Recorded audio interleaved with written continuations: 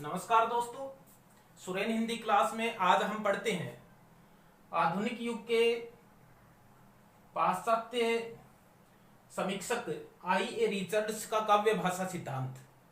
I A Richards जो हैं ये आधुनिक युग के मूल्य और संप्रेषण के प्रबल समर्थक माने जाते हैं, क्योंकि मूल्य सिद्धांत और संप्रेषण का सिद्धांत भी इनका दिया हुआ है।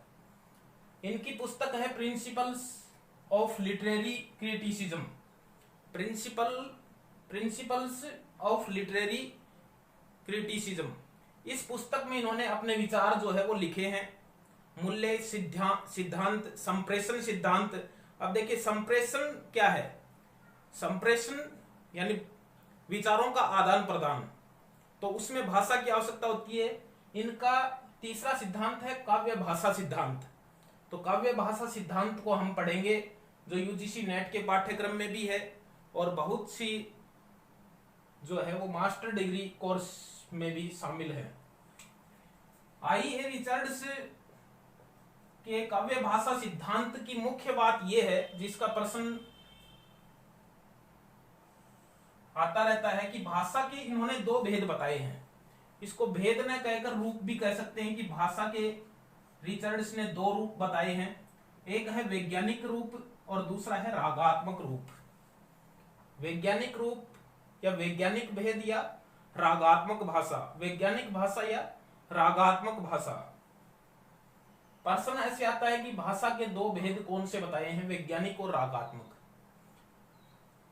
वैज्ञानिक जो भाषा इन्होंने बताई है उसे तथ्यात्मक भाषा भी कहते हैं, निर्देशात्मक और सूचनात्मक भाषा भी कहते हैं। ये इसके पर्याय मानकर चले कि तथ्यात्मक भाषा, वैज्ञानिक भाषा, निर्देशात्मक भाषा और सूचनात्मक भाषा, ये वैज्ञानिक भाषा के पर्याय हैं, जो इन्हीं के इस सिद्धांत में जो है इन्होंने अन्य नाम ये बताए हैं। और दूसरी है रागात्मक भाषा, एक तरह से कहें तो कविता की भाषा। रागात्मक भाषा में भाव का उद्बोधन होता है, भाव का उद्बोधन होता है रागात्मक भाषा में। और वैज्ञानिक भाषा जो होती है इसमें तथ्यों का उद्घाटन होता है और तथ्य जो होते हैं वो ज्यों की त्यों लिखे जाते हैं। रागात्मक भाषा में कल्पना का स्थान होता है, यानी काल्पनिक भाषा का प्रयोग होता है। वैज्ञानिक भाषा में काल्पनिक भाषा का प्रयोग नहीं होता है, इसमें तथ्य होते हैं और तथ्यों में कल्पना जो है वो नहीं चलती है। इनका एक कथन है जो हमें पता होना चाहिए, विशेषकर परीक्षाओं में पूछा जा सकता है कि कविता के संप्रेषण का माध्यम है भाषा। यह कथन किसका है? तो ये आई ए रिचर्ड्स का कथन है, कविता के संप्रेषण का माध्यम है भाषा। यह कथन किसका है? तो ये आई ए रिचर्ड्स का कथन है। रिचर्ड्स कविता के लिए लय का अनिवार्य मानते हैं। रिचर्ड्स कविता के लिए लय को अनिवार्य मानते हैं। अब इसमें ये इसके सिद्धांत से संबंधित मुख्य बात है कि आई ए रिचर्ड्स का काव्य भाषा सिद्धांत से संबंधित कौन सी बात नहीं है या कौन सी बात है, तो वो कविता के लिए लय को अनिवार्य मानते हैं।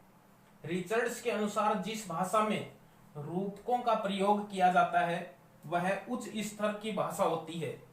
ये बात भी हमें इस काव्य भाषा सिद्धांत में मालूम होना चाहिए कि रिचर्ड्स के अनुसार जिस भाषा में रूपकों का प्रयोग होता है उसे उच्च स्तर की भाषा इन्होंने माना है। इसी सिद्धांत के तहत इन्होंने ये बताया है कि काव्य भाषा जो होती है, कविता जो होती है, उसमें भाषा के शुद्ध कथन की उपेक्षा होती है और छदम कथन जो है उसको महत्व दिया जाता है। ये भी इसमें लिखा है। मुख्य बात इसमें ये दो बातें याद रखने की हैं, वैज्ञानिक भाषा या तथ्यात्मक भाषा। जो विज्ञान की भाषा है वैज्ञानिकों की भाषा होती है और दार्शनिकों की भाषा होती है। और रागात्मक भाषा जो कवियों की भाषा है, जिसमें कल्पना होती है, जिसमें भाव होता है, भाव का उद्बोधन होता है, कविता के भाव को समझने की भाषा है रागात्मक भाषा।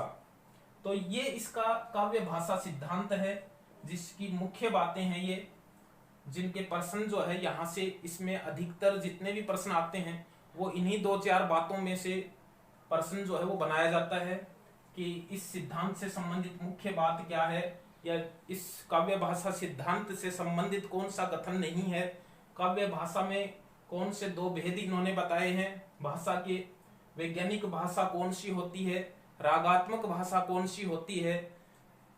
तो ये बातें जो है वो इन्होंने अपने इस काव्य भाषा सिद्धांत में बताई हैं।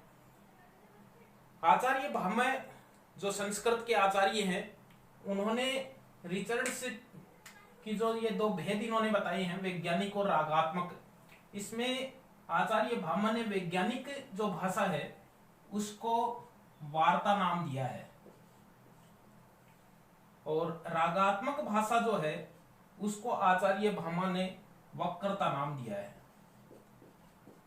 वक्रता, ये बात भी इसमें ध्यान देने की है। और भारतीय आलोचक डॉक्टर देवेंद्र शर्मा कहते हैं कि रिचर्ड्स ने जो 2 भेद बताए हैं ये काल्पनिक हैं। आचार्य डॉक्टर देवेंद्र शर्मा है हिंदी के आलोचक, उन्होंने ये कहा है कि आई.ए. रिचर्ड्स ने बहुत सी टिप्पणी की है इनके इस सिद्धांत के ऊपर। उन्होंने कहा कि इन्होंने ये जो 2 भेद बताए हैं भाषा के, ये सब काल्पनिक हैं, भाषा के कोई भेद नहीं होने चाहिए, ऐसा उन्होंने लिखा है इस काव्य भाषा सिद्धांत से संबंधित। ये महत्वपूर्ण और मुख्य बातें थी।